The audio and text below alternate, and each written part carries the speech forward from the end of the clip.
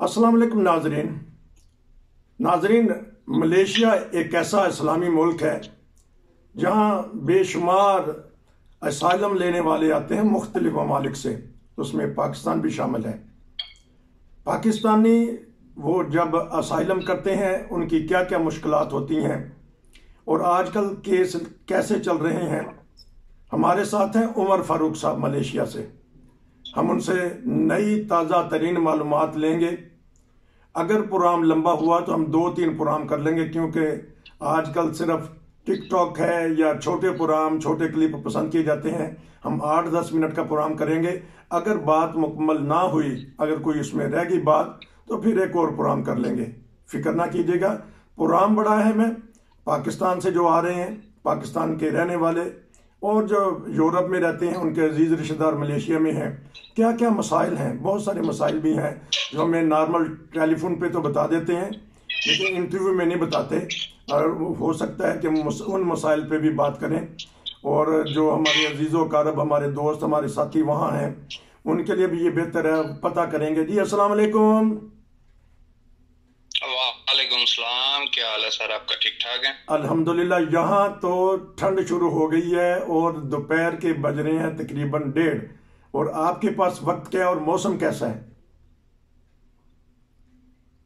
जी sir, यहाँ मौसम 12 महीने सेम ही है। गर्मी रहती है, ज्यादा गर्मी नहीं जैसे पाकिस्तान में जून जुलाई का है।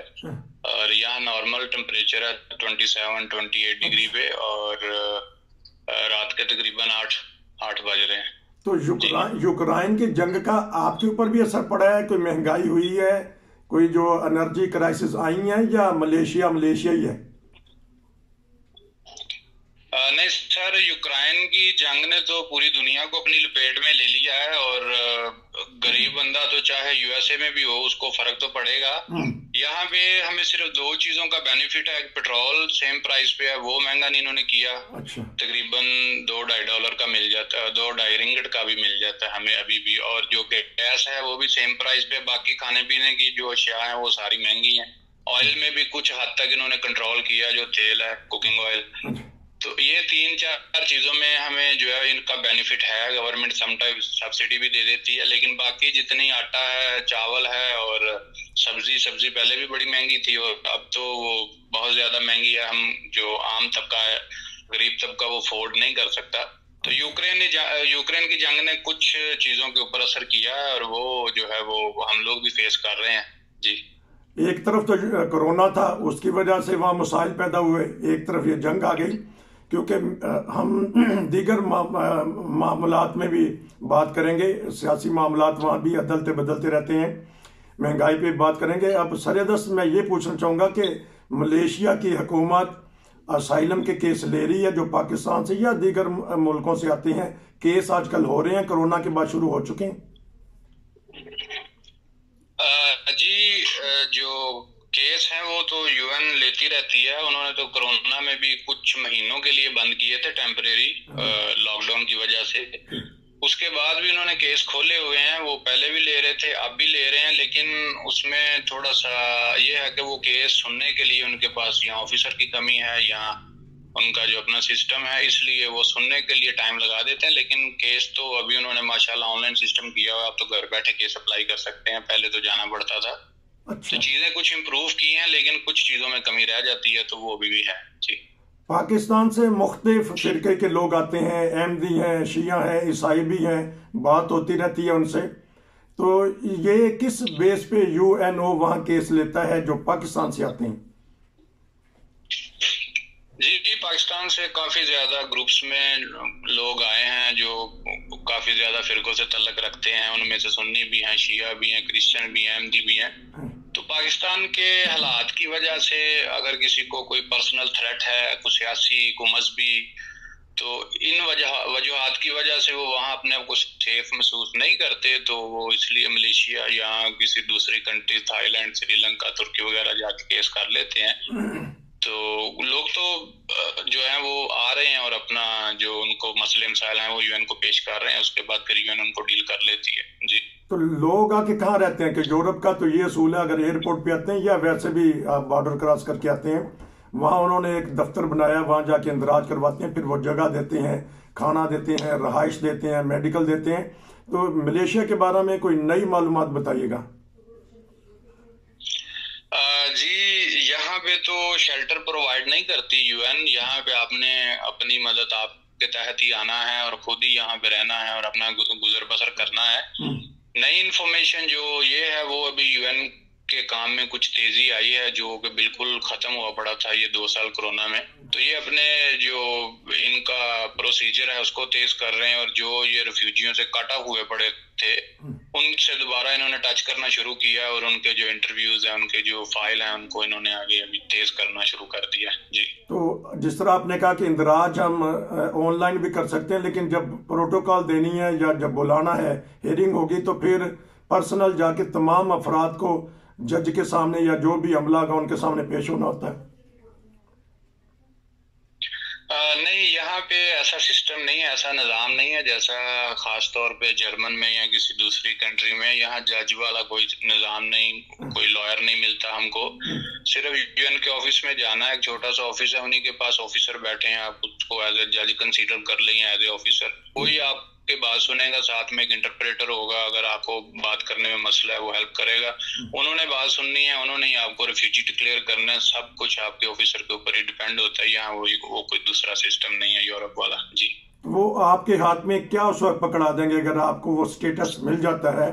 किस किस्म का कार्ड होगा और वो कहाँ कहाँ जा सकते हैं मलेशिया पूरे में या उसी एरिया में?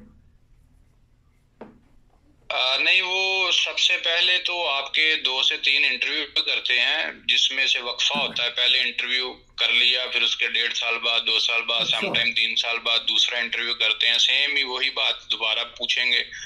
अगर तो वो बिलीव करेंगे आपकी बात के ऊपर कि आपको रियल थ्रेट है, आप वाकई ही मसाइल से घिरे हुए इधर आए हैं, पाकिस्तान को अपनी जमीन छोड़ के आए हैं, तो फिर वो आपको एक रिफ्यूजी कार्ड दे देते हैं। मलेशिया यूएन जो इशू करती है, अपने तौर पे गवर्नमेंट से इशू नहीं होता।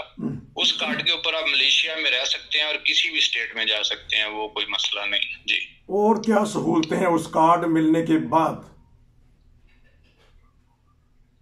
उस कार्ड की सहूलत यही है कि आप गवर्नमेंट ने उस कार्ड की जो इनके साथ एग्रीमेंट है वो सिर्फ यहाँ स्टे का है और आप उस कार्ड के ऊपर सिर्फ स्टे कर सकते हैं, उसके अलावा आपको कोई सहूलत नहीं है। जी, अच्छा, ना मेडिकल की है, ना रहाइश की है, ना काम करने की इजाजत है? नहीं, ये सारी चीजें, जो काम करने की इजाजत है वो तो स्ट्रिक्टली बैंड है, वो तो मना है गवर्नमेंट की तरफ से। जो मेडिकल है उसकी कोई सहूलत नहीं है। उसका जो गवर्नमेंट सरकारी हॉस्पिटल में आप जाएंगे तो जितना बिल आपका बनेगा उसमें से 50% डिस्काउंट सिर्फ रिफ्यूजी को मिलेगी, या जिसके पास यूएन की तरफ से कोई डॉक्यूमेंट है। जिसके पास नहीं है, स्टिल ऑन प्रोसेस, उसका केस चल रहा है, उसको कुछ भी नहीं डिस्काउंट मिलेगी। उसको कोई ना कोई प्रूफ के तौर पे लेटर चाहिए अपनी कम्युनिटी की तरफ से या यूएन की तरफ से, फिर डिस्काउंट मिलेगी। लेकिन अदरवाइज आप अगर प्राइवेट जाते हो या नॉर्मल कोई निजी क्लिनिक है वहां जाते हो, सरकारी हॉस्पिटल नहीं जाते, तो आपको सेम पे करना पड़ता है। उस पर आपको मेडिकल भी नहीं मिलेगा और दूसरा रहाइश जो है वो भी आपने खुद ही अपना बंदोबस्त करना, यूएन वहाँ कुछ प्रोवाइड नहीं करती। जी, अच्छा, पाकिस्तानी रुपए में बता दीजिएगा कि कम से कम नॉर्मल जो बीमार होता है बंदा, कितना खर्चा आता है? जो सरकारी हॉस्पिटल आपने बताया जिसकी आधी पेमेंट देनी पड़ती है, कम से कम कितने, कोई छोटी सी बीमारी हो तो ये बता दीजिएगा ताकि हमारे नाज़रीन को ये भी पता चल जाए। जी, सरकारी हॉस्पिटल में सबसे पहले तो डिफरेंस ये है कि अगर कोई चीज यहाँ के मलेशियन लोकल को 10 या 20 रिंगिट में, मलेशियन पाकिस्तानी 800 या 1000 रुपए में यहाँ मिलती है सरकारी हॉस्पिटल में ट्रीटमेंट, हमको वो मिलेगा पाकिस्तानी 4000 रुपए में।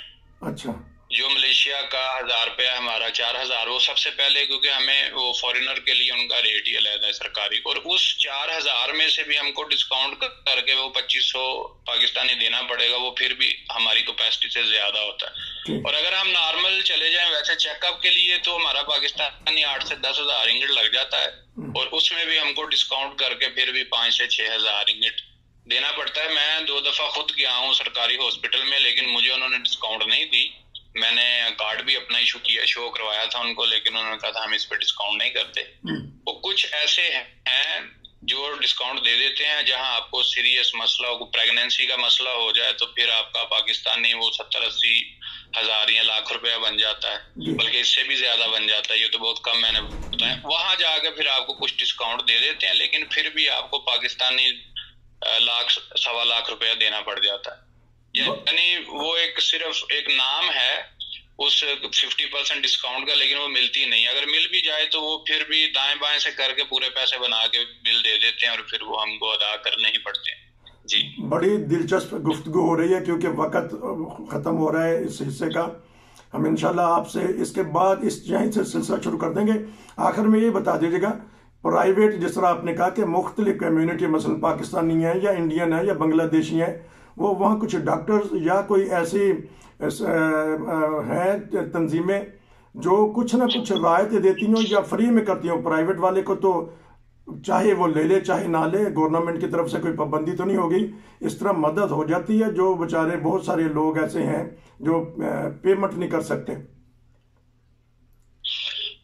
जी, यहाँ पे बुद्धिज्म जो कम्युनिटी है उनके कुछ क्लिनिक हैं, छोटे छोटे क्लिनिक हैं, जहाँ पे आप जाओ, अपना चेकअप करवा सकते हो और वो आपको कुछ छोटी मोटी आम सी जो गोलियां मेडिकल स्टोर पे मिल जाती हैं, फार्मेसी से, वो आपको प्रोवाइड कर देते हैं। लेकिन वो भी वहाँ कोई मशीनरी नहीं पड़ी हुई कि आपको अल्ट्रासाउंड करवाना है, एक्सरे करवाने हैं, तो वो आपको नहीं करके देते। उनके पास है ही कुछ नहीं, बस 1-2 डॉक्टर हैं जिन्होंने वॉलंटियर किया हुआ है और 1-2 उन्होंने कंपाउंडर रखे हुए हैं, और बस वो जो भी आएगा उसको सेम दवाई दे देनी है। वो एक कार्रवाई डाल रहे हैं कि हम खिदमत कर रहे हैं, लेकिन कुछ लोगों को वहां से आराम भी आ जाता है, फर्क भी पड़ जाता है। जैसे डेंटिस्ट का है, अच्छा, दांतों का इलाज बहुत महंगा है, तो उसके लिए कभी कभी कैंप लगा देते हैं यूएन वाले, कभी किसी एनजीओ की तरफ से लग जाते हैं, या कभी ये बुद्धिज्म क्लिनिक वाले भी चेक करके आपको फ्री में दांत लगा देते हैं। लेकिन ये बहुत कोई लकी बंदा हो जिसको ये सर्विस मिल जाए।